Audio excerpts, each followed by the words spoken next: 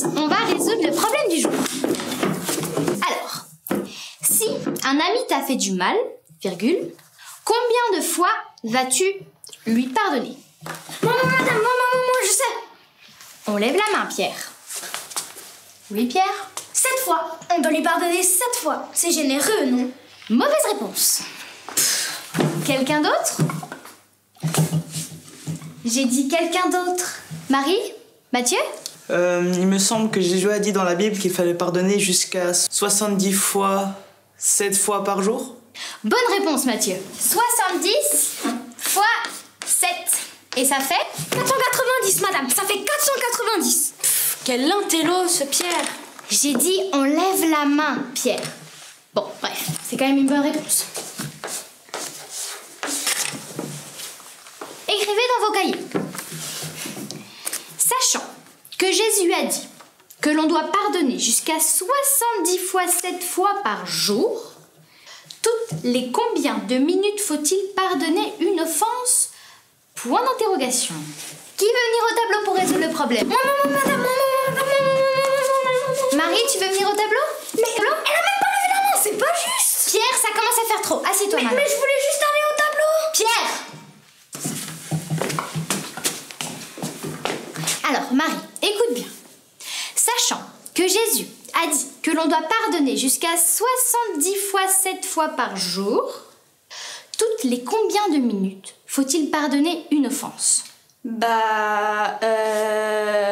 Je sais pas. Allons, Marie. Combien d'heures y a-t-il dans une journée? 24, c'est 24. Il y a 24 heures. 24. Merci, Marie. Oui, c'est ça, c'est 24 heures. Et du coup, combien y a-t-il de minutes dans une journée? Facile.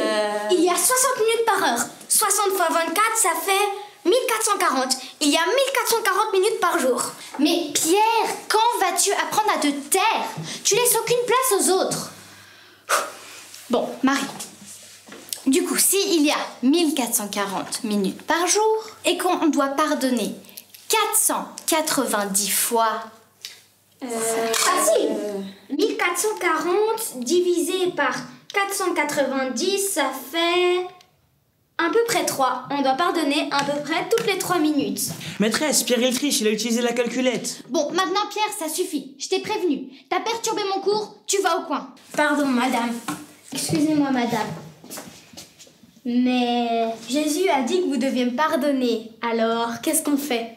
On passe l'éponge? Écoute-moi, Pierre. Tu vas au coin et on en reparle dans 3 minutes. Coupé! Bravo, mes petits élèves. C'est dans la boîte. Mais en fait, il est où, Isvan? Il était censé être là pour le tournage, non? Les copains, regardez votre téléphone. C'est normal qu'Isvan ne soit pas là. Il est à l'autre bout du monde. Hello les amis, j'espère que vous allez bien. En tout cas, moi je vais super bien. Là, je suis à Hawaï avec ma famille pour faire un voyage. Donc c'est pour ça que je fais cette vidéo, pour vous dire au revoir, mais à bientôt. Donc, allez, bye! Il a de la chance, mais c'est dommage qu'il soit plus dans l'équipe coup de pouce.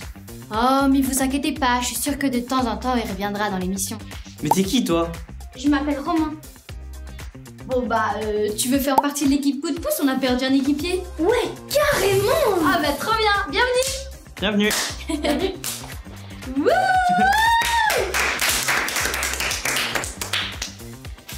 Et voilà comment Romain a débarqué dans notre équipe.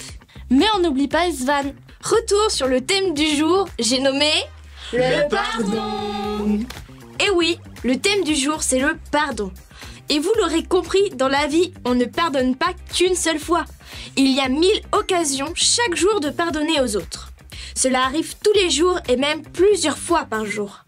Quelqu'un nous dit un mot de travers et ça nous blesse, ou nos frères et sœurs nous taquinent et nous poussent à bout. La vie n'est pas facile, elle peut être drôlement dure parfois. Le pardon, c'est le seul moyen de ne pas se retrouver coincé comme dans une prison et de rester libre. Libre de tous les mauvais coups, de toutes les paroles blessantes et de tout ce qui nous fait mal et pourrait nous ronger de l'intérieur. Alors souviens-toi, le pardon, c'est la solution, sinon c'est la prison. Et on vous a composé une super chanson sur le pardon, des paroles, de la musique et tout ça fait maison. Et on a demandé à Léo de nous prêter sa voix. Vous vous souvenez de Léo? Ben oui, on l'a déjà vu dans Coup de pouce. Alors, mesdames et messieurs, on s'installe confortablement et voilà la séquence Musique.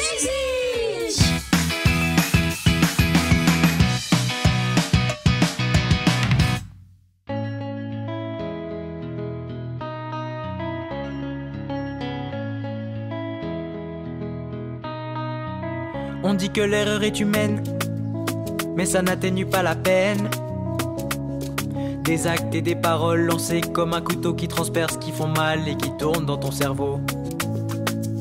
On a du mal à oublier, y a des choses qui restent gravées. Des blessures qu'on ressasse, qu'on ne veut pas pardonner. Et la haine, un fardeau beaucoup trop lourd à porter. On t'a dit œil pour œil et dent pour dent, dent, dent, dent.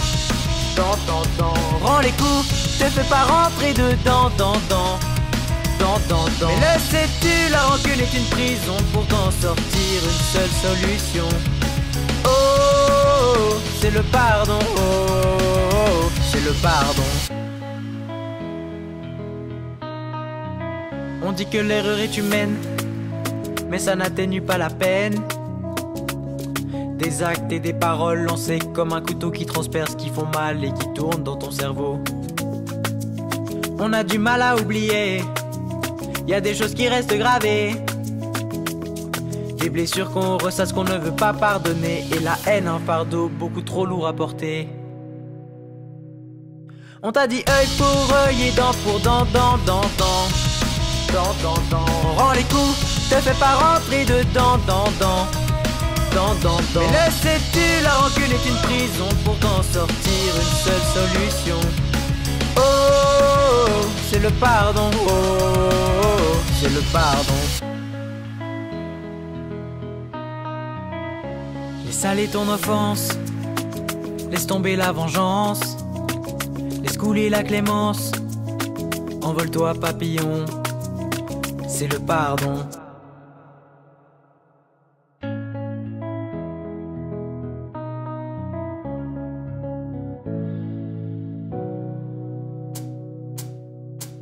On t'a dit œil pour œil et dent pour dent, dent, dent, dent. Rends les coups, te fais pas rentrer dedans, Le sais-tu, la rancune est une prison. Pour t'en sortir, une seule solution. Oh, c'est le pardon. Oh, c'est le pardon. Un grand merci à Marjo pour ce super chant qui ne laisse planer aucun doute. Aucun doute, la critique, les insultes, les coups, ça te blesse à l'intérieur, ça te pourrit la vie. Et si tu cherches à te venger, c'est pire. C'est la colère, voire la haine qui va t'envahir. Du coup, il n'y a qu'une solution, c'est le pardon. Mais comme c'est pas facile, demande à Dieu de t'aider. Pas facile de pardonner, il faut du courage. Et bien justement, du courage, l'héroïne de notre histoire n'en manque pas. Elle a vécu des horreurs, mais elle a eu le courage de pardonner à ceux qui lui ont fait du mal. Et voici l'histoire de Corrie ten Boom. Voici une histoire vraie qui se passe en 1940, pendant la Seconde Guerre mondiale. À ce moment-là, beaucoup de pays sont en guerre. Certaines personnes, comme les Juifs, sont persécutés à cause de leur origine ou de leur religion. Il est interdit d'ailleurs de les aider, et ceux qui essaient de le faire risquent d'être arrêtés ou même tués. Corrie est née aux Pays-Bas. Elle est la plus jeune de 4 enfants. Sa famille pense qu'il est injuste de traiter les Juifs de cette façon et que ce n'est pas ce que Dieu voudrait. Alors, ils décident de les aider en secret. Ils construisent une pièce cachée dans leur maison pour protéger les personnes en danger. Chez eux, tout est bien organisé. Chacun s'entraîne à se cacher en moins d'1 minute, au cas où des soldats viendraient sans prévenir. Grâce au courage de la famille de Corrie, plus de 800 Juifs ont pu être sauvés. Mais un jour, quelqu'un découvre leur secret et les dénonce. Les soldats allemands arrêtent alors Corrie, son papa et sa sœur Betsy et les envoient tous les 3 dans un camp de concentration. Les camps de concentration sont de terribles prisons. Les gens y sont forcés de travailler du matin au soir avec très peu à manger, presque pas d'eau et sans vêtements chauds pour se protéger du froid. Les familles sont séparées et beaucoup de personnes tombent malades et meurent. Cory et sa grande sœur Betsy se retrouvent dans l'un de ces camps. Là-bas, la vie est très dure. Elles doivent dormir dans des lits sales, remplis de petites bêtes qui piquent. Dans ces camps, la Bible est interdite. Mais Cory a réussi à cacher une toute petite Bible sous ses vêtements. Avec Betsy, elles la lisent en secret chaque jour. Cela leur donne du courage, de la paix et de la joie, même dans un lieu si triste. Grâce à la Bible, elles apprennent à pardonner et à garder leur foi en Jésus qui les aide à ne pas perdre espoir. Un soir, à la lueur d'une bougie, Betsy chuchote à l'oreille de sa sœur. « Cory, j'ai le sentiment que Dieu va nous faire sortir d'ici avant la fin de l'année. Même dans cette épreuve, je suis sûre que Dieu peut faire naître quelque chose de bon. » Cory, les yeux remplis de larmes, lui répond doucement. « Betsy, ta foi est toujours si grande. Je veux croire avec toi. »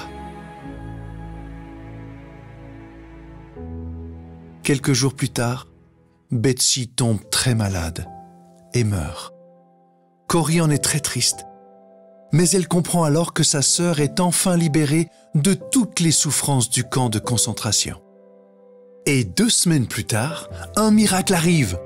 Cory est libérée à cause d'une erreur dans les registres du camp. Son nom a été mis par erreur sur la liste des prisonnières à relâcher. Après avoir quitté le camp, Cory repense souvent à ce que lui disait Betsy, que Dieu peut transformer le mal en bien et que le pardon enlève la haine du cœur. Cory commence à donner des conférences un peu partout pour raconter son histoire et montrer comment sa foi l'a aidé dans les moments difficiles. Après l'une de ces conférences, un ancien soldat du camp de concentration, l'un de ceux qui avait été le plus brutal avec elle et sa sœur Betsy, vient lui demander pardon. « Cory, je suis désolé pour ce que je vous ai fait. Pouvez-vous me pardonner ?» Cory le regarde alors droit dans les yeux. Son cœur bat fort. Pendant un instant, elle hésite. Elle pense à tout ce qu'il a fait. Puis elle se souvient de Jésus, de son amour et de son pardon. Alors, d'une voix calme, elle dit « Oui, je vous pardonne. » Quel courage! Cory a décidé de pardonner et c'est Dieu qui lui a donné l'amour pour le faire. Elle était sortie du camp de concentration, mais en pardonnant, elle est aussi sortie de la prison de la haine où son cœur aurait pu rester enfermé. Toi aussi, rappelle-toi, le pardon, c'est la vraie liberté. Sans lui, c'est ton cœur qui reste en prison.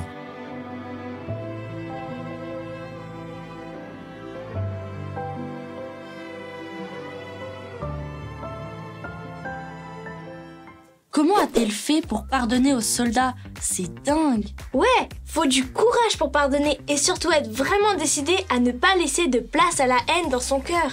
Et oui, le pardon, c'est la solution. Sinon, c'est la prison.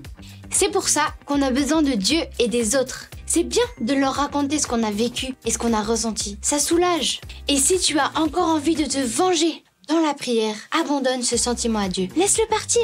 Et s'il revient, redonne-le encore à Dieu. Encore et encore. Avec le temps, le pardon fait son travail et la paix revient.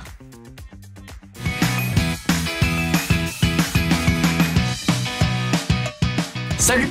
Pour le vlog du Poussin, je suis allé me balader sur les réseaux sociaux pour voir ce qu'on dit sur le pardon. Pardon. Justement, aujourd'hui, on vous parle du pardon. Il y a des tonnes de personnes qui en parlent. Il y en a qui en parlent pour dire...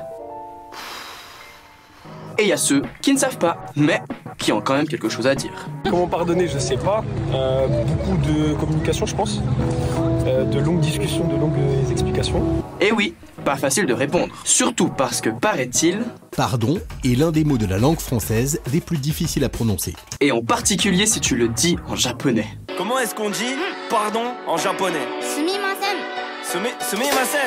Bon, on va quand même essayer d'en parler. Et on commence par ce que n'est pas le pardon. Mais comme on dit, pardonner, c'est pas oublier. Je pense que tout pardonner, ça veut pas dire tout accepter d'une personne. Et surtout, c'est pas facile de pardonner. Il est vrai que lorsqu'on a été blessé, nos émotions nous poussent bien loin de l'envie de pardonner. On a plutôt envie de tout déchirer, de tout brûler. Mais alors, pourquoi on pardonne? C'est pas pour que l'autre il puisse s'en sortir, celui qui t'a fait du mal, qui t'a fait souffrir.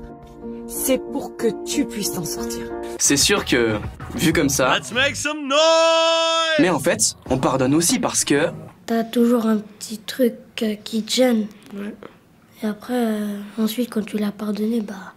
Ça va mieux. Ouais. Et aussi parce que sinon... Ton cœur devient une prison dans laquelle tu as enfermé la personne. Et oui, on le savait déjà. Le pardon, c'est la solution. Sinon, c'est la prison. Il y a certaines choses qu'on n'est pas forcément prêt à pardonner. Quand on s'attaque aux enfants... La trahison. Genre tuer quelqu'un que j'aime bien, genre vraiment un truc vraiment grave, genre un truc de ouf. On doit tout pardonner, même le pire. Quand on a reçu des blessures terribles, comme je connais des amis qui en ont reçu, on ne peut pas pardonner de soi-même. Mais nous avons cette parole extraordinaire du Christ, quand on lui met des clous dans les pieds, dans les mains, et qu'il dit « Père, pardonne-le ». Alors la prière unie à cette parole du Christ permet de pardonner. Une prière que je fais dans toutes les choses que j'arrive pas, j'ai dit Saint-Esprit, je sais que là je dois faire ça, ça, ça, mais de moi-même j'arrive pas. S'il te plaît, aide-moi. Parce que forcément, le pardon, ça demande pas mal de courage. Demander pardon est un acte de courage et cela demande de mettre de côté son ego. Peut-être que les autres ils n'ont pas la volonté et moi j'ai envie que les choses elles se passent plus ou moins bien. Le pardon c'est faire un pas vers l'autre pour que nous on puisse aller mieux. Bon, avec tout ça, je crois qu'il ne reste plus qu'une chose à faire. Bah oui, aller au lit. Mais non, Romain, il faut dire au revoir à tout le monde. Ah oui, pardon. Au revoir tout le monde, à la prochaine. Bye bye. Et bonne nuit.